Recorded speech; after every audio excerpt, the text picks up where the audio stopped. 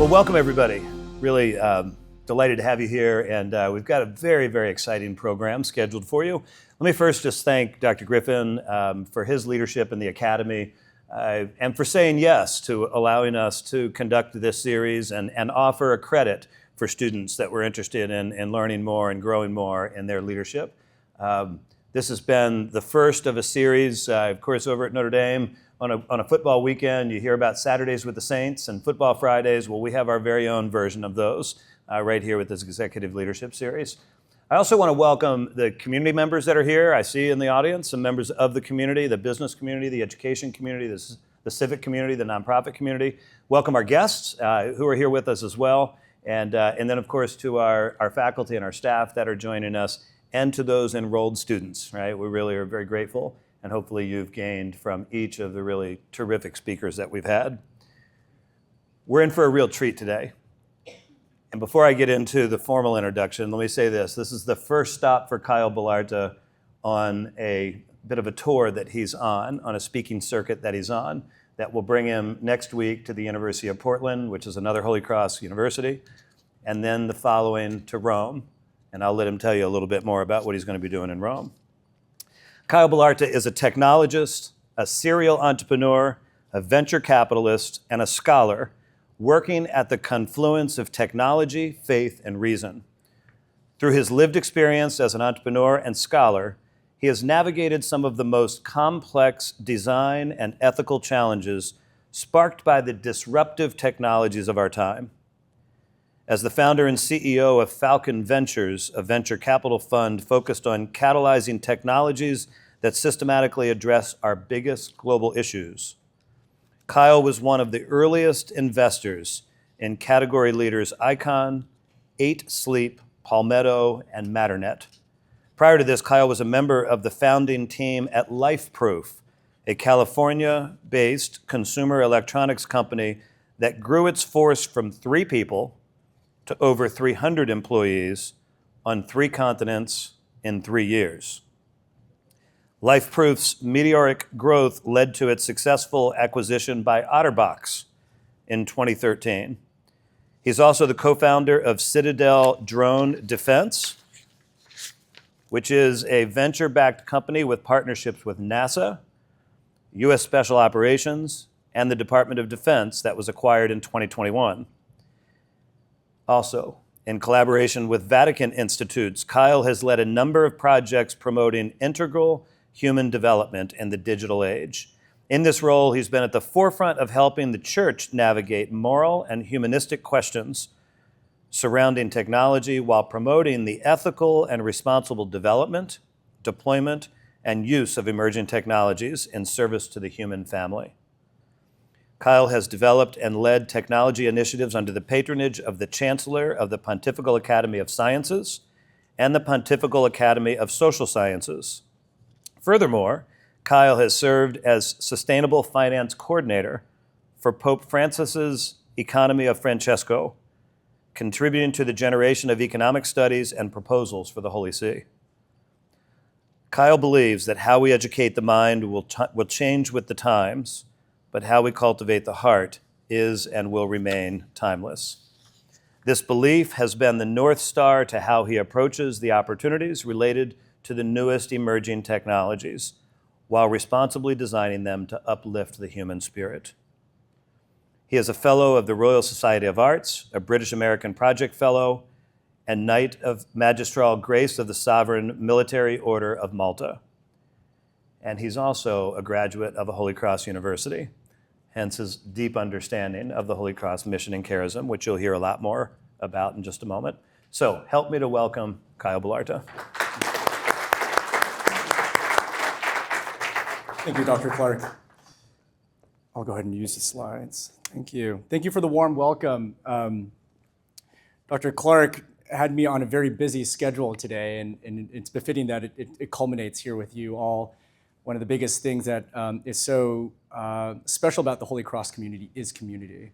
And that's something that has been representative in every bit of encounter that I've had with individuals here, the faculty, the staff, the entire tri-campus.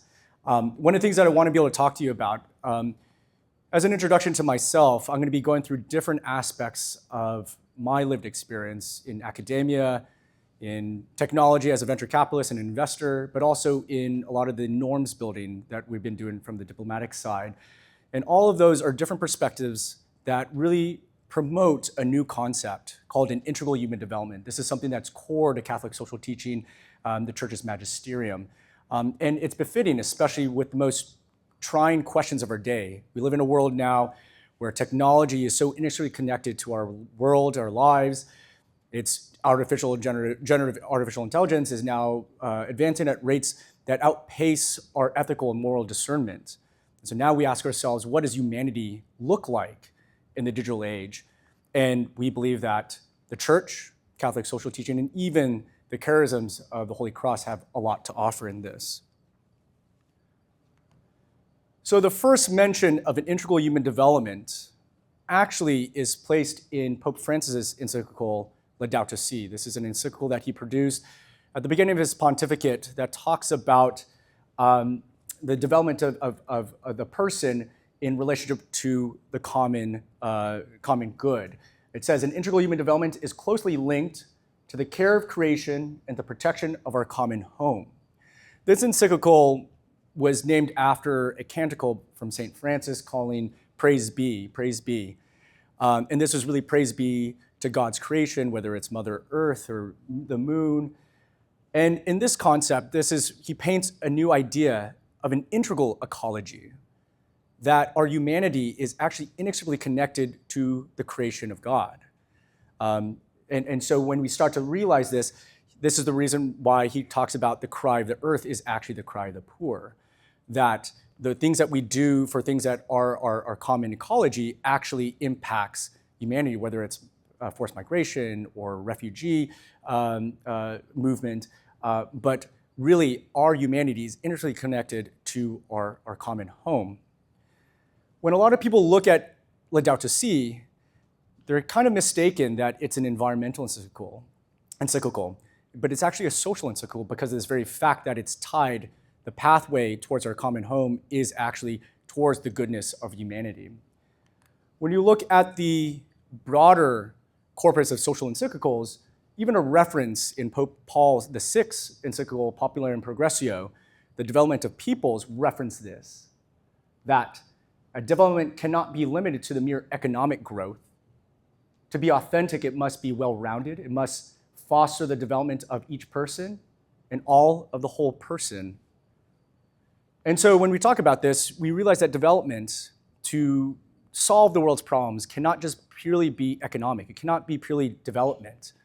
We are not just Homo economicus, but our world, ourselves, our humanity is full of so many dimensions other than just the economic development, the spiritual, the cultural, the financial, the physical, and the intangibles. And so when we look at the development of the future, it shouldn't just be single aspects of ourselves, but really the whole of the person. So now we start to ask ourselves, what does that mean to develop the whole of the person? And what does that mean much more than efficiencies? So when we look at technologies are naturally oriented around maximizing efficiencies, but in many ways, are we meant to be efficient? To be human is not to be efficient. To be present with suffering, to offer care. These are things naturally inefficient. So it's interesting inspiration from something to ponder about. What is this integral human development? What is this whole of ourselves that we must develop, and even more so in the digital age? So when we look at an integral human development, we talk about, again, it's not just an economic development, but it is all aspects of life, both physical and spiritual transcendence. But really the pathway towards this human dignity, this human flourishing, is through integral parts of what makes us human. And this is really the gift of self, the gift of others, and the gift of commons.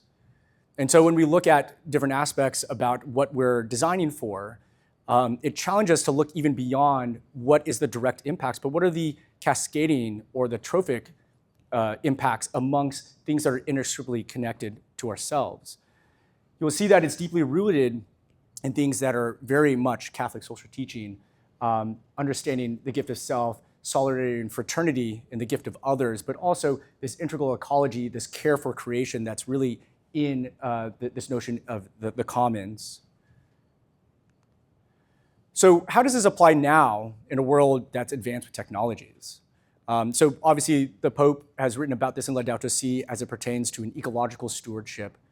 And we know that the commons is an important element to developing the whole person. But now when we look at the advancement of technology, again, our whole lives are inextricably connected to technology, that we also have to acknowledge that we live in a digital commons, a commons that includes the culmination of all advancement of technologies. We talk about even digital forums where we are meant to encounter each other, where things created online are things that are shared with ourselves. So how do we now, like Laudato Si exhorts about an integral human development in an ecological commons, how do we think about an integral human development in a digital commons?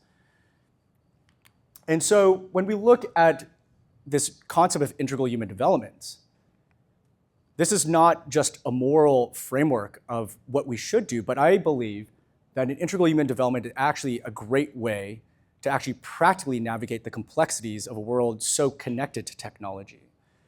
We start to realize that the technology has created a lot of ethical and moral questions, and by separating the different dynamics of the self, of others, and commons, we can start to navigate the challenges and opportunities between them, both secular trends as well as spiritual. When we look at the gift of self, we look at secular trends related to disaffiliation, non-affiliation with religion, even direct data sovereignty. What does data right privacy look like? When we look at others, we start to look at how that type of information starts to either create connection with each other or divide us, misinformation, disinformation. And as it pertains to the commons, we take a look at even vital infrastructure that we all depend on. We talk about a digital divide that technology has, either the ability to lift people off of poverty or to build bridges. And so when we look at this integral human development framework, this is not just a moral way to look at the problems at hand, but also a practical tool to navigate the complexities of the modern digital age. So as I was mentioning, this poses some really interesting questions about what does now human development, what does humanity look like in a world that is tied with artificial intelligence? Jacques Ellul, a sociologist from France, talks about this notion of technology actually a part of a broader system of what he calls technique. Technique in this system naturally reflects what we value. So when he talks about technology is the only one aspect, but there's other things that participate in that technique, regulatory, law, human values, even institutions. And whenever you have technology that, again, reflects what we value, like efficiency, of course, technology is going to reflect that value. But so the real thing for us to discern is how do we now infuse and instill human values, virtue, into those systems in all aspects that we do, so then it can impact not only its design, its development, but also its use. And so that's why it's so befitting that a Holy Cross quote like this takes place. How we educate the mind will change with the times, but how we cultivate the heart is and will remain timeless. So we talk about technology advancing, and it'll continue to advance. And again, if technology is naturally oriented around efficiency, and if the thing that we value as humans is efficiency, it's only a matter of time that technology will surpass us. And so typically, the question in this artificial landscape has always been, what happens when artificial intelligence becomes more like humans? And maybe a more befitting question for us is, what happens when humans become more like machines?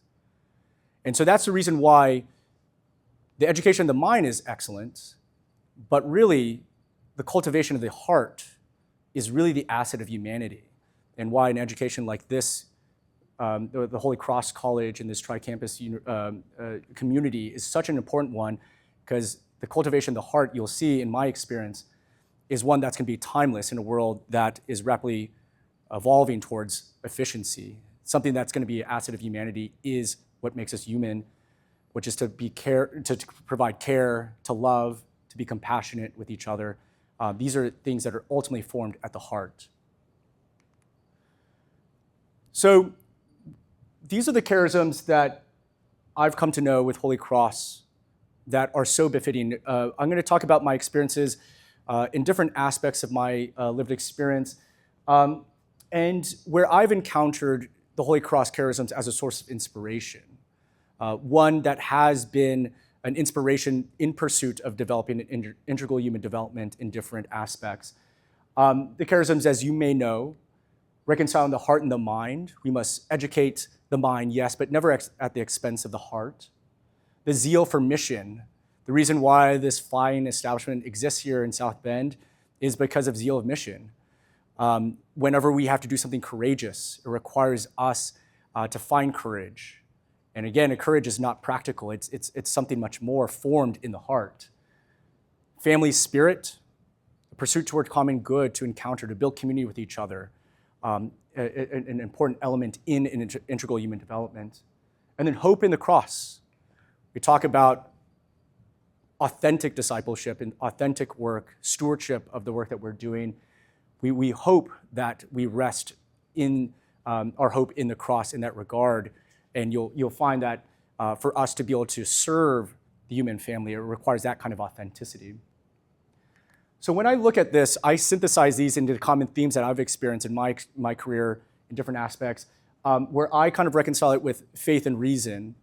The marriage of faith and reason is an important one. You're here studying all the different types of métiers, the things in your vocation, but ultimately you're reconciling it with some sort of faith. And you'll find that the reconciliation of faith and reason is an important combination. The other part is a reconciliation of Christian commitment and temporal realities.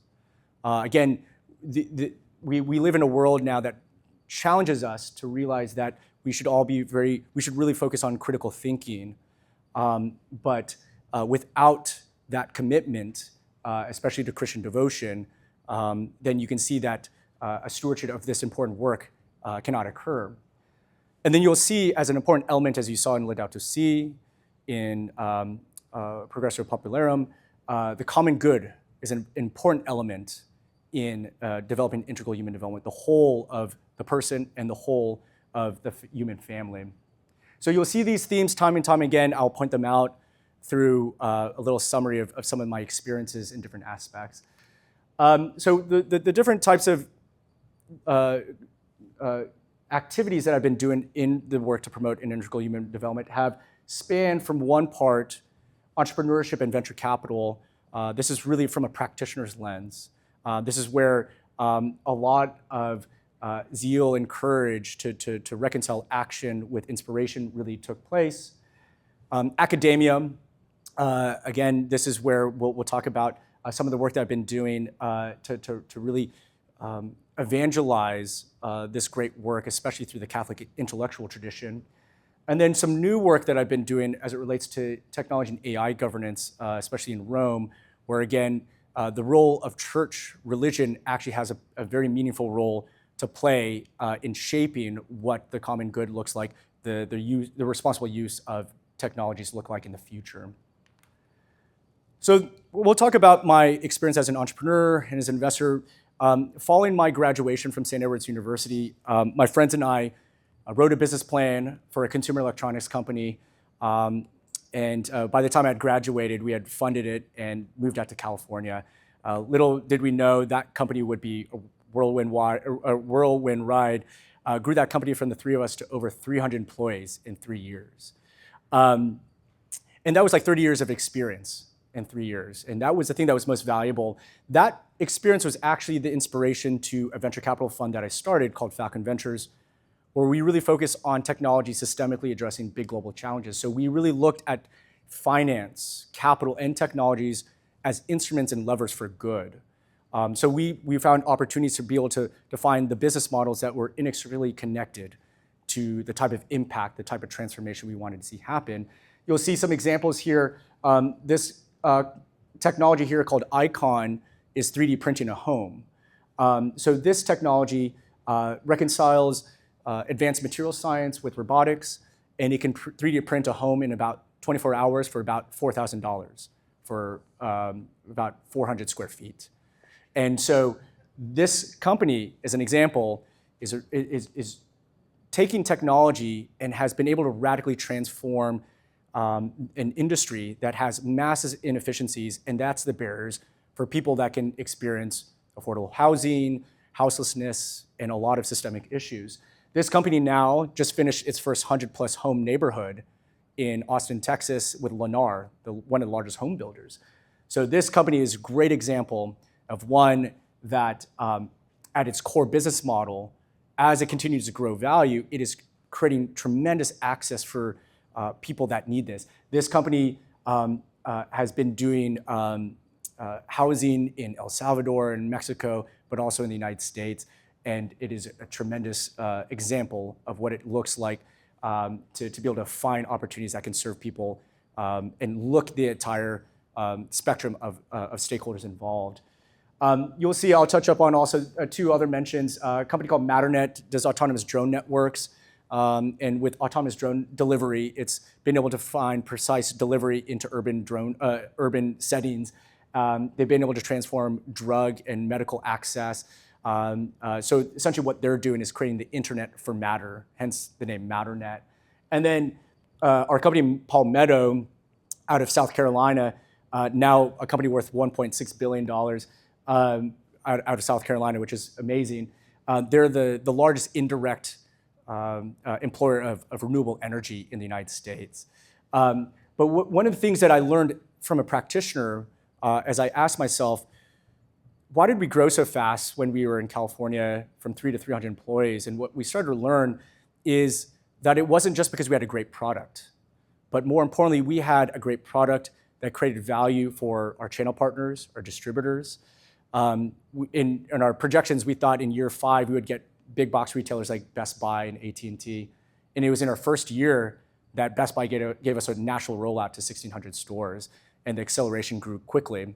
So what we started to realize in that experience was it's not just finding product market fit, a great product, creating value for just a single stakeholder, but how do we create value that cascades and is shared amongst multiple stakeholders? And so that was the investment thesis that we had developed from experience to identify these types of companies, where now, again, looking at the world in a practical sense as an integral human development, not just the primary stakeholder, but the ancillary, the common good stakeholders. What are the shared resources, shared materials that the whole industry depends on, all the way down to the direct users of those technologies? And so that inspiration was really rooted in these inspirations that I gathered from Holy Cross that you'll find in Catholic social teaching, and in fact, and reconciled it in practical ways. And so in my experience as an entrepreneur, as an investor, this is a great example of us trying to reconcile things that, again, were residing in our heart, but found the courage to be able to apply that into action. And the result of that are these types of technologies that are really impacting people firsthand. And so when we look at this, again, I want to reference the magisterium constantly as we look at this, because these are real practical ways to look at things, but it ties back to things that will remind us of this, which is the laity must take up the renewal of the temporal order as their own special obligation, led by the light of the gospel in the mind of the church and motivated by Christian charity. They must act directly and in definite way in the temporal sphere. So again, this is a great way to reconcile Christian commitment with temporal realities. And this is something that's called upon us in the gifts that we're given. A lot of people think that faith and even our vocations are two separate worlds, but you can see in my experiences from entrepreneurship and even the investment thesis that we developed, deeply rooted and inspired by something that I've experienced in my faith, but also in the Holy Cross charisms. So the next one will be around kind of my experience in scholarship. As Dr. Clark mentioned, I've had the opportunity to lead some initiatives in the Pope's Economy of Francesco as it relates to economic redesign and inspiration. A lot of that was really inspired out of his Francesco tradition, where we looked at Francis and the common good as inspirations to new ways to explore the economy. And then more recently, I've been leading initiatives at the Pontifical Academy of Sciences on AI and digital technologies for the last 2 years. The academies, if you don't know, is one of the oldest, actually the oldest academies in Western civilization. Its first president was Galileo. 30% of its members are all Nobel laureates. So the intellectual heft, the convening power of the church is quite exciting. This is really where the reconciliation of faith and reason is important. Again, a lot of the members actually of the academies are not Catholic, but we welcome a lot of that intellectual debate to really look at the intellectual tradition as a way to pursue truth. So we take a look at why faith and reason is important. Whether we're talking about artificial intelligence studies or we're talking about economic studies, the importance of reconciling scholarship with faith is one because it allows us to contemplate truth. And we start to realize that upon critical thinking alone, it's not enough. We need an element of faith to be able to do courageous things. One of the things that I'm also aware of is if we did critical thinking solely, you see a lot of academic institutes really focus on how great they are in critical thinking, but critical thinking alone, we would never make important commitments like marriage, to parenthood, or even to our vocation of our work. So whenever we find work that is a vocation, that can be a vocation, our stewardship of that is because of faith. And so a lot of the work that I've been doing here has been exploring some of the most pressing technological questions. Again, one of the subjects we've been studying is the impacts of digital technologies, artificial intelligence on human fraternity. And again, this is an element of integral human development as it pertains to its impacts on others and the common good. And we believe that the Catholic inspiration actually is one that is unique, that no one else is really focusing on. And that's the reason why it's an important contribution to have. I'm also I know that this reconciliation of faith and reason is actually a really great way of evangelizing the faith. A lot of my work, especially in these halls, have been allowing me to encounter people that are not Catholic, but allows people in this common pursuit of truth. One of the things that I really appreciate about the Holy Cross charisms is this common pursuit of truth. And you can see that that's a great way to encounter people, meet people where they're at. And the Catholic intellectual tradition is a great way to do that. So the reference that I have is John Paul II wrote Fide et Ratio, where he says again, faith and reason are like two wings upon which the human spirit rises to the contemplation of truth. So again, in a world that is so riddled with ambiguity, there's so much complexities because of technology, the world needs truth. And without faith, solely reason, solely critical thinking, we could never pursue truth. But as I mentioned as well, a common pursuit towards truth is a great way to build community. And ultimately, this is another aspect of how we pursue the spirit of integral human development. Some of the new work that I've been doing actually in Rome, I can't talk too much about it into detail because it's relatively new, but I've been asked to build a new office that is really focusing on the Holy See's, supporting the Holy See's work on AI and technology governance. You saw most recently, Pope Francis participated in the G7. The Holy See is one of the oldest diplomatic institutes in the world. So as a diplomatic institute, there's something unique that the Holy See, the Church, can contribute to form interoperability and to norms building as it pertains to technology and its ethical use and deployment. And so a lot of the work that we've been doing is to be able to work with different types of stakeholders in industry, in nation states, in civil society. It's a tall order, especially whenever the human family is so diverse. And so this is, when we look at, again, what role does the Catholic faith and religion play into this?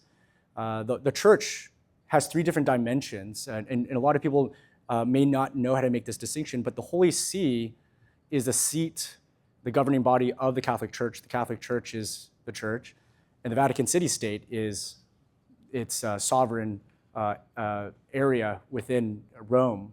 So to be able to operate on those three levels, the church has so much to offer as a contributor to these diplomatic conversations. The church also transcends both time and space. Unlike any other nation state that has a certain nation state agenda, the church has 1.5 billion followers across the world that transcends geopolitical borders. But also the Institute of the Church has been the deepest discerner of what humanity means, what it means to be human.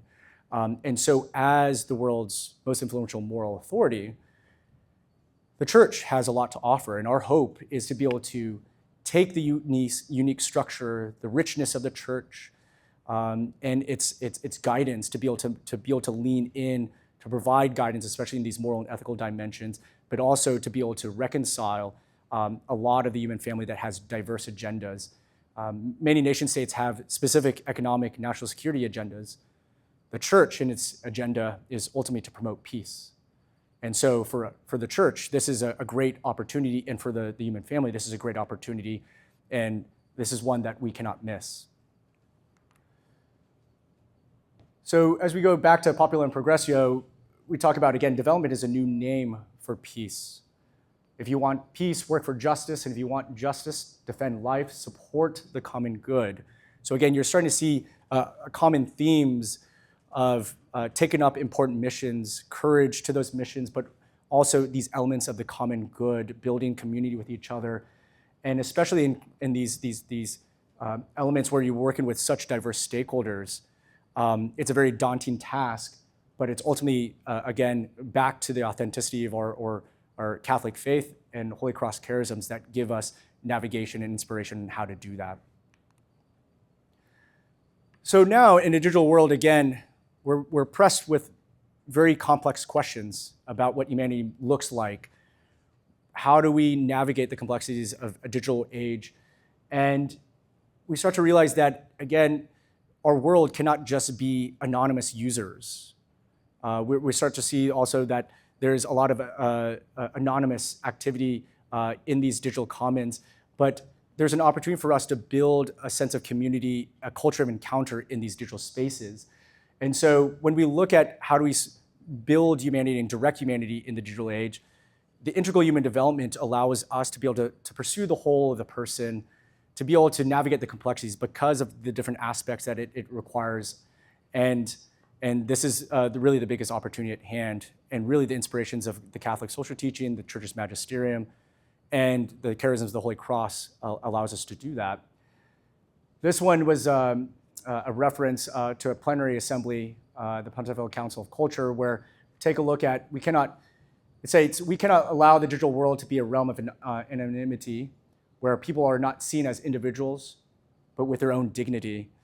And so when we look at experiences like in COVID-19, where really we were accelerating in a time where we depended on technology completely, Zoom was kind of a replacement for interaction. And whenever we looked at Zoom, that was by all measures, if you looked at that connectivity, we connected with a lot of people. Social media, we have a lot of followers, but a lot of us know that that's not authentic connectivity, and that we must recognize and encounter real dignity in the digital realm, and ultimately that because we believe that the digital realm also includes a commons, for us to develop the whole of ourselves, especially in the digital age, we must now also address the digital commons to be able to achieve that.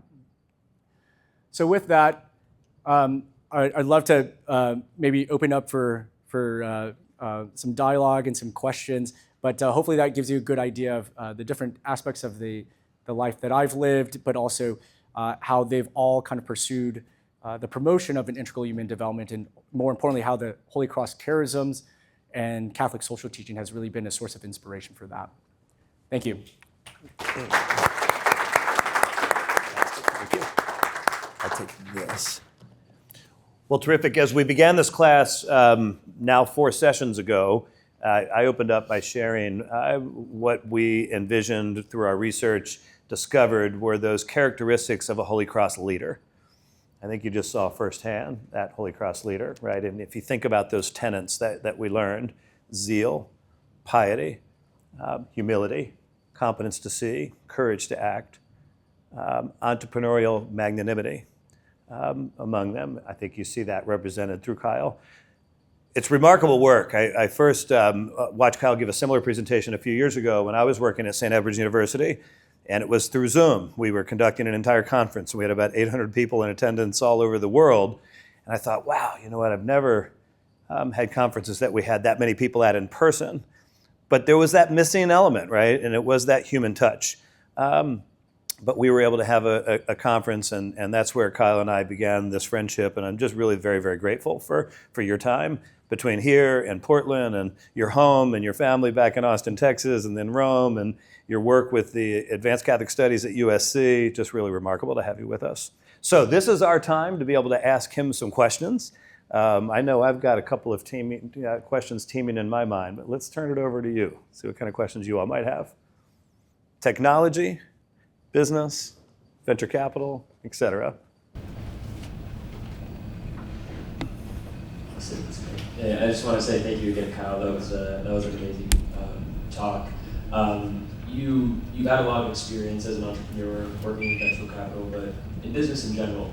And I'm sure you've ran into a lot of people who don't necessarily share the same values of what it means to be, member of the Holy Cross, basically. And I just was curious if you could expand on, how you overcame some of the, I don't know, whether it be like difficulties of working with people like that, and how your actions can kind of speak for your experience being in the Holy Cross. Yeah, I'm just wondering if you could expand on that. Yeah, absolutely. No, thank you for that.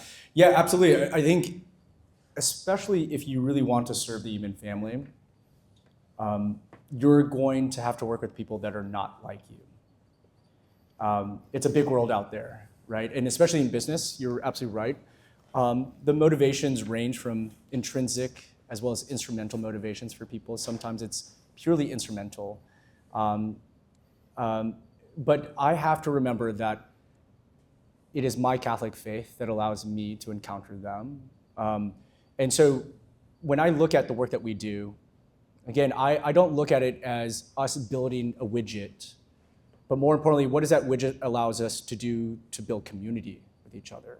I think some of the best technologies, the best ventures, are ones that do build community with them. And that's the reason why the reach is so great. If it was just a great widget, it would sit isolated amongst itself, right? But so even in that regard, it's challenged me even to have the cardinal virtues to be able to work with people that are not like myself. But more importantly, to have the courage to even find common ground with them. I can even attest that even the work that we're doing with AI governance, there are people that have vast opinions about that, that range the spectrum.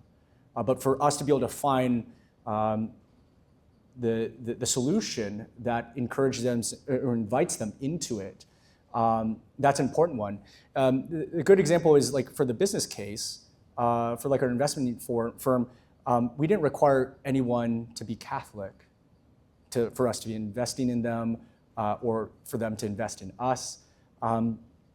But by purely using the inspiration of our Catholic faith to be able to realize the value that can be created across a system of interdependent stakeholders allowed us to practically reach people, right? That was a result of not me pontificating upon someone, but they felt the Catholic faith through the touch of the work that we were doing. So in many ways, like I feel like the best way to evangelize people, to the world, is through action and encounter.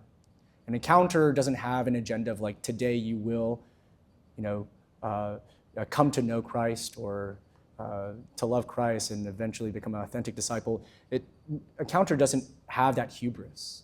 Encounter allows us to take up important stewardship and then through that work, in time, in God's time, be able to build that community. So I think the responsibility is on you in your faith, in the cultivation of your faith, to find the courage and the patience to build community with each other. But I think this is a great tool to build community, especially with people that are very different than you.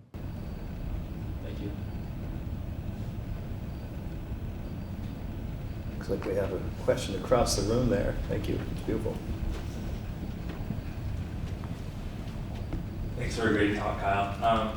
So throughout your talk, I was thinking about how today is the anniversary of Vatican II, and how you opened your talk with saying that it's kind of a shift from making the Catholic faith more open to people and meeting people where they're at. For a lot of its history, it's very esoteric. There's a lot of very important ideas that were developed, but were kind of, let's say, behind a paywall, if you will, or very few people could understand them. I'm curious what your opinion is on how AI, developing technology, can be used as a tool to kind of open up the faith and its richness to more people. An example that I attended a talk a couple weeks ago about some research that's being done to use AI to digitize old texts and convert them and make them more accessible. So a lot of these more powerful ideas can be consumed by the masses, and how we can open up the richness of the faith to more. So my question is, in what other ways do you think that these developing technologies can be used to make the faith more accessible and to meet people where they're at, so the richness of our faith can be shared and more people can have this faith and reason mindset that you have? Yeah, absolutely. Thank you for that. Absolutely. We have to remember that technology is a tool, right? And how we orient and use that tool reflects the values and the virtue that we hope to have. I'm actually on the product advisory council for a technology called Magisterium AI that is taking direct documents, scanning documents from the church's magisterium, but also old texts from the Orientale in Rome. And this has been a great tool because it allows, as you talked about, the richness of the church and some things that are sometimes esoteric. It's a great way for us to be able to navigate and discover things in the richness of the church's magisterium. The interesting thing, though, right, is you have to have good developers to know where that line is, right? Because we start to realize that these tools, they're not meant to replace the creativity, the initiative that we must have. It can't write it can write a sermon, but should it write a sermon for someone?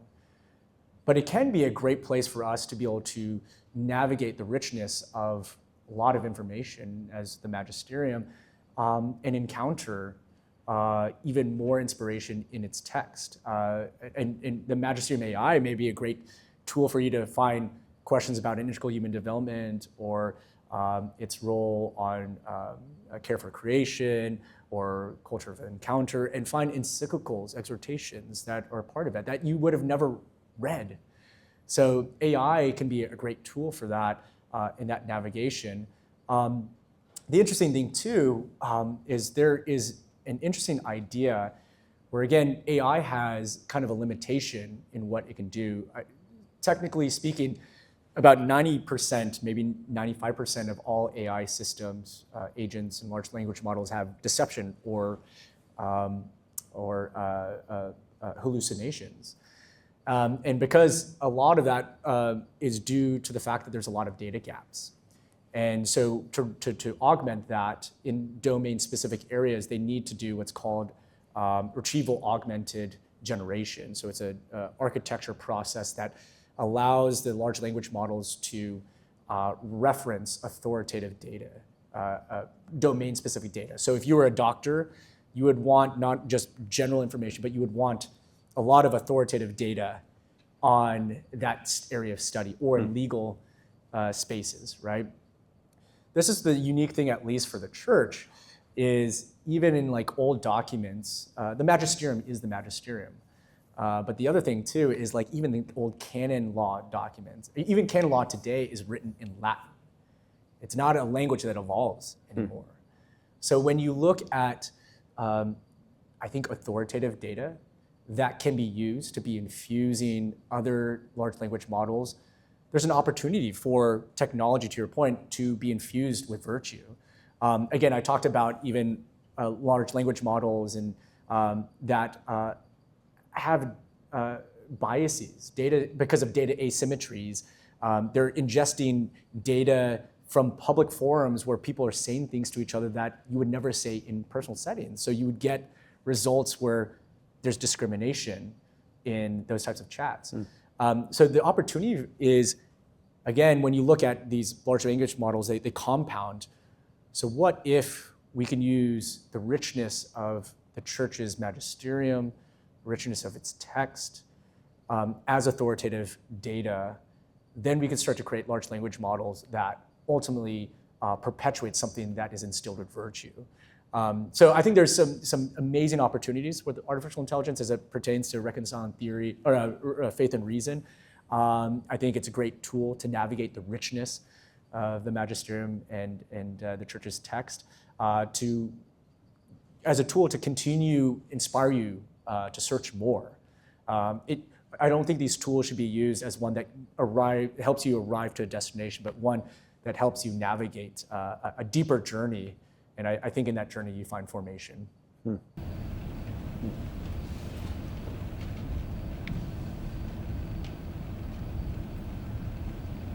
Michael? In regards to your experiences, what minor or major setback has really caused you to learn the most and kind of adapt from that experience? Yeah.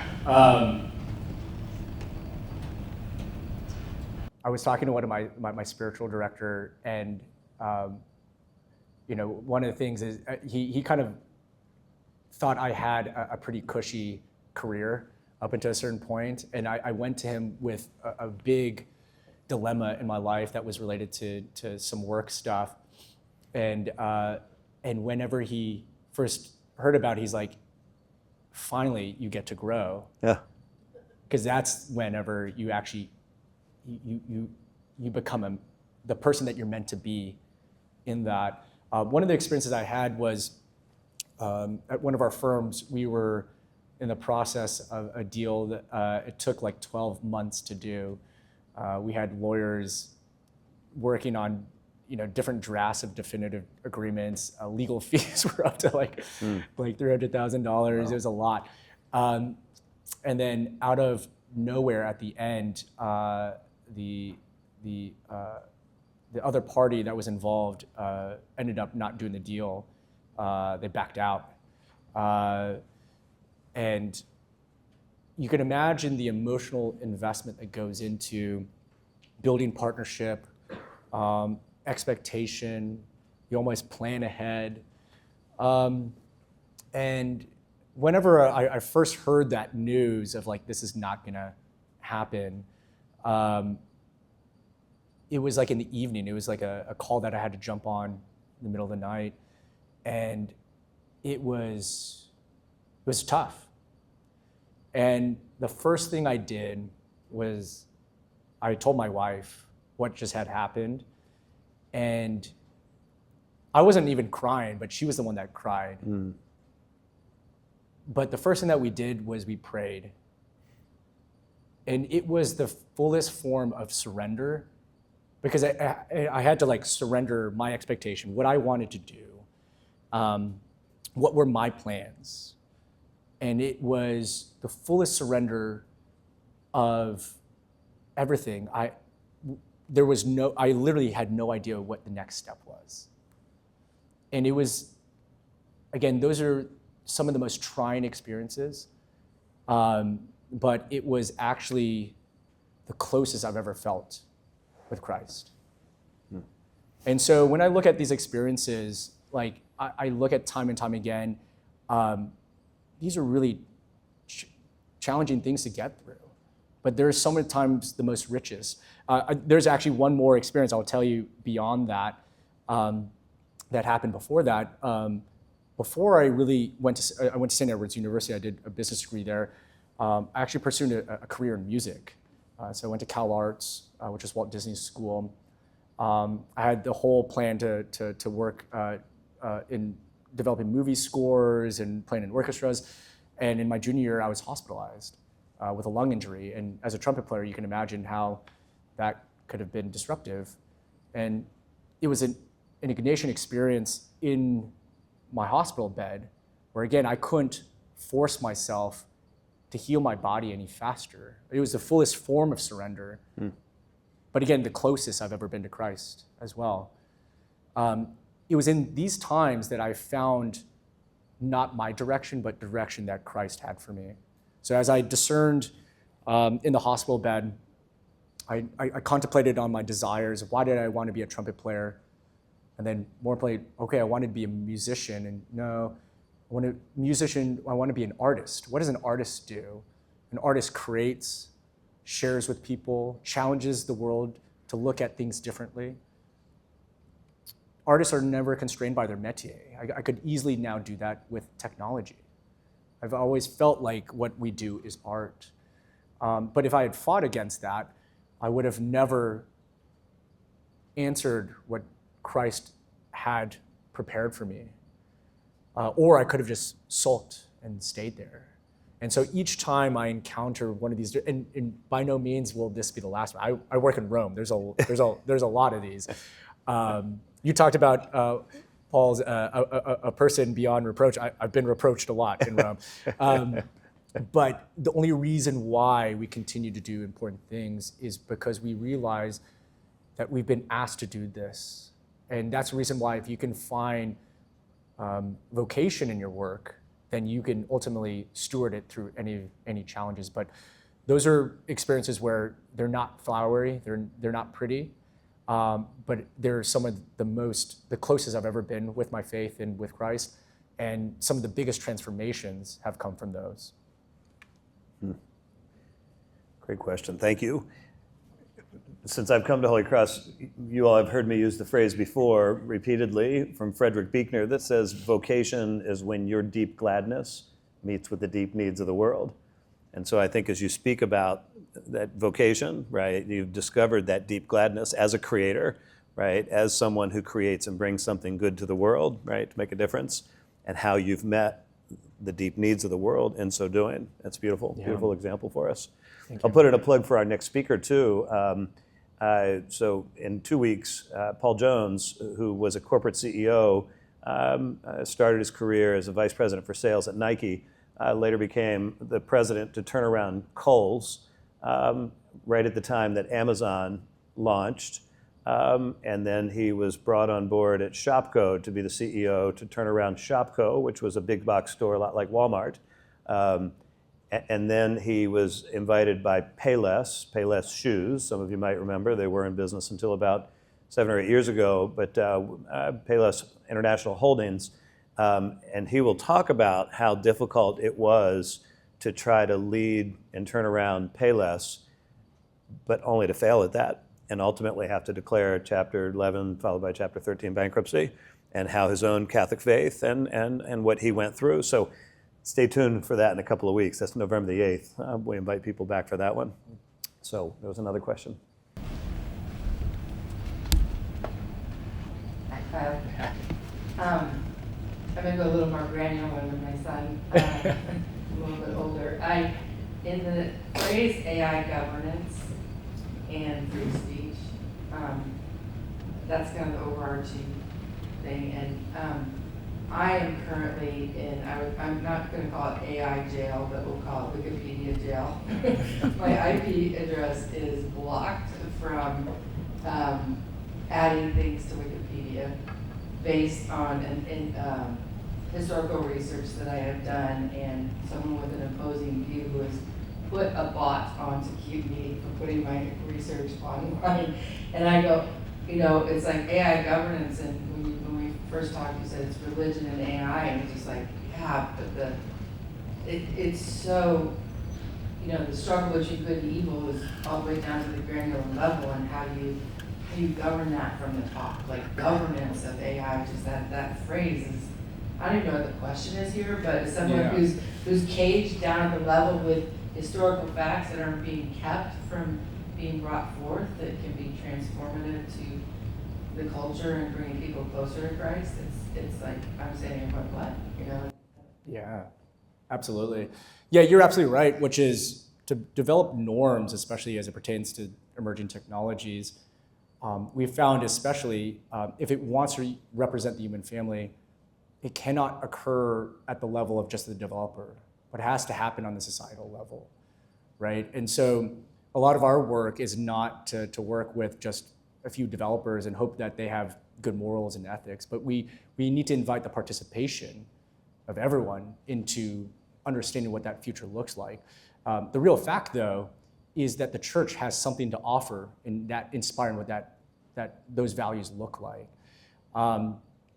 When we look at a lot of this work, a lot of the discussions that I'm in, we run a lot of diplomatic salons where we'll have people from different nations, different technology companies, and a lot of it's listening, is understanding what is their opinion about artificial intelligence, its challenges, digital technologies. So then we can understand, again, to your point, how do you work with people that are different? You'll see, at least in Europe, a lot of it is regulatory heavy. In fact, they created the EU AI Act that now is very specific about different risk levels of AI, and even the legal ramifications and the fines that are related to it. And we don't even know where this thing's gonna go. It's gonna go fast, but we don't know where it's gonna go. On the other spectrum, we have other places that favor more industrial policy or innovation. And these are all double-edged swords. They're great, right? Because we need innovation. And there's a cost to that. But at the same time, there's a cost to overregulate to that as well. And so the way that I look at this is the world is moving towards a future. It's tugging and pulling between these opinions about what AI and what's the best way to govern, what's that governance look like. In the world, what's missing is actually a North Star, a destination. And I think that's what the church has to offer in its moral authority, right? I think that future is really painted with this idea of an integral human development, that the whole of the person is represented, that, again, in subsidiarity, people are the protagonists of their own change. So I think a lot of our work is really working not just with people that are going to make those decisions, but it has to occur. Also, we have to make the business case for the innovation community to infuse those values without us having to put it on them, right? One of the things, again, I think the church has to offer in this is its synodal process. We talk about the synod that's happening right now. Really, the idea, think about the richness of the church.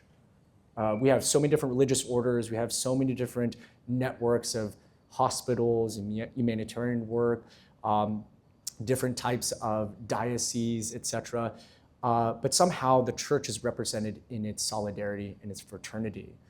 And the synodal process is one that allows us to be able to represent not just, the Pope in its absolute power, it's an absolute monarchy, could pontificate upon us what we should do, but the church participates in the synodal process where everyone is really represented in there.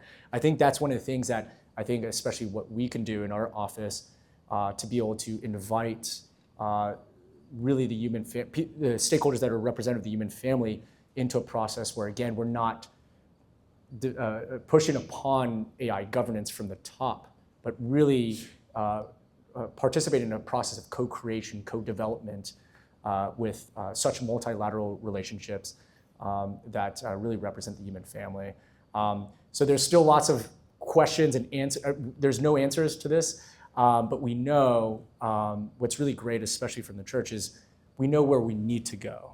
And so in this work, again, as I look at the analogy of where the world is moving towards a direction, it's tug and pulling, but more importantly, the world needs now is the church to set a North Star for which we work towards.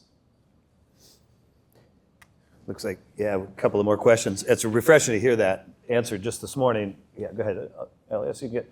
I was watching the news, and I guess I saw that Elon Musk has created a new driverless taxi and bus. And then at the end of his introduction, he marched out a team of robots that he said these robots will become our teachers. They will help prepare meals for your children in the future. You'll have your own C3PO and R2D2 to do these tasks for you. And my heart just sunk Yeah. to know that it could be potentially without that North Star, Yeah. right? Inhuman people who are teaching and training and forming the next generation of humans. Yeah, I mean, just to that point, right? I referenced Jacques Ellul that really talked about technology as one component to a system of technique, right? That system orients around what we value. And again, if we value efficiency, we're going to be outdone by technology. The drones are going to win. But ultimately, if we focus on cultivating what it means to be human, cultivating the heart, again, the case for faith and religion, then that'll ultimately be an asset that we have. And so we're not, it's not new that we have a relationship with technology. Like when we look at computers or even Siri, these are things that give us conveniences. But the point that it becomes dependent and we use this to replace other aspects and dimensions of human life, then we start to go too far. And so that's the interesting thing to, again, what religion and the Catholic faith can provide is really, again, a North Star to give us in this pursuit of truth to understand what it means to be human. What is our relationship with technology? Is technology serving us, or are we serving technology? Are we feeding the algorithms, right? And subservience, like Pope Francis talks about, even in his encyclical, he talks about this is related to money. He references the golden calf. There's a new golden calf which has been in the form of idolizing money. And when you take that text that talks about our relationship with something like money, you just change it with AI. Anything that we create, the text holds true in terms of our need to discern either our subservience or our idolatry to creation, like money or a technology, or does it serve us? It can be a big community builder, or it could be one that destroys it. First of all, I want to thank you for your time today. Wonderful talk. I really enjoyed it. But I wanted to touch on working with individuals that may not share the same Catholic belief as you. I want to know if you had any advice for younger college students, maybe working for people that don't have that same Catholic view. Like you just said, prioritize the money over the individual. How to traverse internships and first year jobs. When for me, I want to pursue something in finance, and I know a lot of finance industries prioritize money over people. Do you have any advice on how to navigate? Yeah, so is your question more about how do you evangelize to people of non-Catholic faith, or navigate, how do you participate in an environment like in finance? As being in a subordinate level, how do you still evangelize that faith in your work when maybe the company doesn't care about the Catholic? Yeah, well, I think the thing is too is we almost have to reset our expectations of how people encounter Christ, right?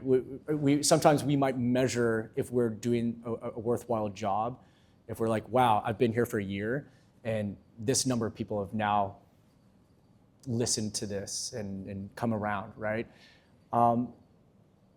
But again, we talked about in a lot of these references are really references to authentic discipleship, right? So we talk about an evolution from knowing Christ to loving Christ and then pursuing an authentic discipleship. And authentic discipleship, you don't do it for you, right?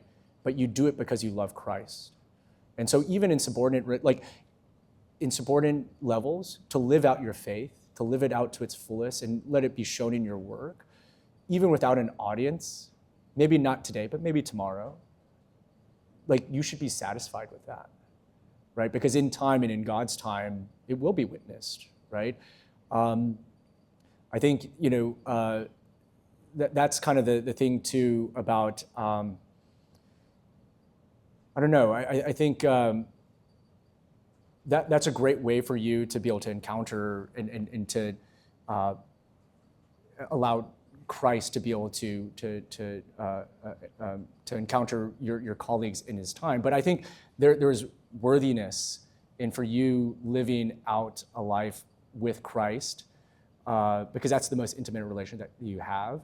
And in due time, that continues to grow even outside of that. So like for me, my objective is never even, I work with a lot of people that are not Catholic, but it's encouraging to hear sometimes that people are like, there's something about you, or there's a Pisces. Like whenever I travel, like I had a fellowship in Glasgow, and it was Sunday, and everyone was like rehearsing for some stuff, and I found a Catholic church to go to Mass. And it was that kind of dedication that some people start to witness, right? So I think one of the things too is to kind of reset your expectations of like, what is the measurement of success when it comes to evangelization, and realize that it's not in your own timing. You're meant to deepen your faith with Christ, and Christ encounters others through you in his own timing.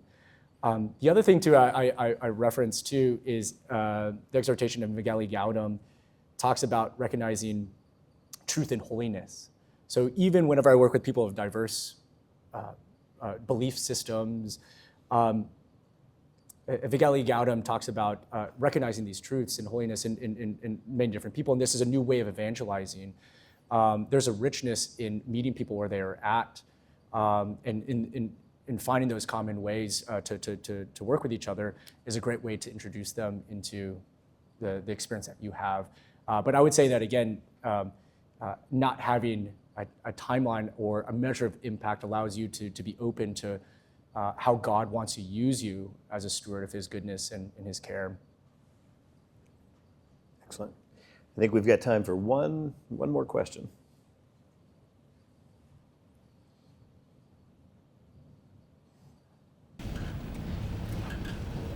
Yeah, so I really appreciate all that you've said about like how to address kind of the current state of technology as like a producer of technology. But do you have any words about like what we should do as like kind of consumers, if you will? Like people who are maybe not going to be necessarily developing a chatbot or some sort of technology in particular, but we're all going to probably interact with like these new technologies on some level eventually. So do you have any advice about kind of how to do that fruitfully with discernment, as kind of a Christian leader or just intellectual or something like that? Yeah, absolutely. Yeah, it's interesting because the more that I've done this work, it's made me become more apparent of like how I should live my life, especially with my family. And I reference again Jacques Ellul, where he talks about our technology will ultimately reflect what we value, and if we value efficiency, then that's ultimately the way we're going to act. And that's why I make the mention that the question about whether or not technology advances far enough that it becomes more human, the more important question is what happens when we become more like humans? Because again, in that system, we've valued efficiency even before artificial intelligence. I mean, think about, universities that mass manufacture students sometimes, like big classrooms, and it's no longer about the whole of the study. And I think this is the case to support a liberal arts education. But you see some universities where they just do one degree, it's one discipline, and they don't have any aspects of any other discipline, right? And so, when we look at this, again, being human is not efficient. To be present with care, with suffering, to care for people. I think about like when my son was a newborn, 3 o'clock, 4 o'clock in the morning, he's crying. There's nothing efficient about me, trying to put him down, but it's being present. These are things that are ultimately assets of humanity. This is what makes us human. And again, this is something that can only be encountered really through a formation and experience of faith.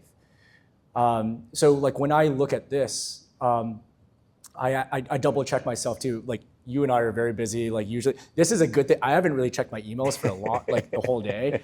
It's been a very busy schedule. But some people get pretty neurotic about that. The messages, even the dopamine hits on social media, right? We have to have the cardinal virtues to understand, again, is this the algorithm that owns, that I'm serving? The algorithm that's telling me I need to keep on scrolling or I need to go check my phone? Or does this technology serve me? And so the way that I practice this is just, now that I know to discern about that, we don't have phones at our table, we don't do, it's actually an interesting exercise not to connect with technology or not be forced. Now I ask myself, am I checking email because I'm going to do something productive about it, or is it me being neurotic that I got to check emails, right? So the why that you do something is ultimately also important to understand your relationship with technology. One of the other things too is now I'm more open to serendipity. There are points where now, even out of my schedule, that I'll go have a lunch with my brother-in-law also lives in the same city, and we'll go and have a nice lunch and just hang out with no agenda. And these types of experiences are things that ultimately make us human, that allow us to encounter and develop a relationship. But again, if I became a workaholic, again, I work a lot, but be able to understand, again, and temper that, to understand, am I working with courage because this is important work to serve other people, or am I working because I'm feeding the engine of efficiency? Faith allows us to understand that North Star, understand what it means to be human. Reconciling that with reason allows us to understand and discern what our relationship with technology is. So again, this notion of us having a relationship with technology is not new, but ultimately what will allow us to guide us to have a good relationship with technology, where technology serves us, there's a lot that our Catholic faith can give us for that. Kyle, thank you. So when I close a lot of my remarks, I often will say repeatedly, I can't wait for the day to come when these students are sitting in the boardrooms of the world, in the courtrooms, in the operating rooms, in the classrooms, doing the kind of work that you're doing, representing their love for Christ, their love for one another, their own humanity, in the way that you've demonstrated through your professional and lived life. And what a great example for all of us today of that. And so we are really very grateful. Can we give you a big round of applause, please? Thank you so much. Thank you. Thank you. Thank you. So Kyle will stick around afterwards. We've got some refreshments in the Vincent Atrium, so we'll make our way there. If for anybody that would like to chat with him, I also want to take a moment to thank one of our members of our Board of Trustees, Iris Hamill, who joined us today. We've got board meetings on Monday and Tuesday. The board has some big decisions, hopefully, that they'll be supporting next week as we continue to advance the college. But those of you that are interested in entrepreneurship and the entrepreneurial mindset, that is Iris's expertise here in the city of South Bend and the amazing work that she's doing. Liam, I think you're working with Iris and her work through RISE. So please as well take a moment, and Iris, thank you for joining us today. So Kyle, again, and saints, let's be saints today and saints for all eternity. Thank you all. Have a great weekend. Bless you.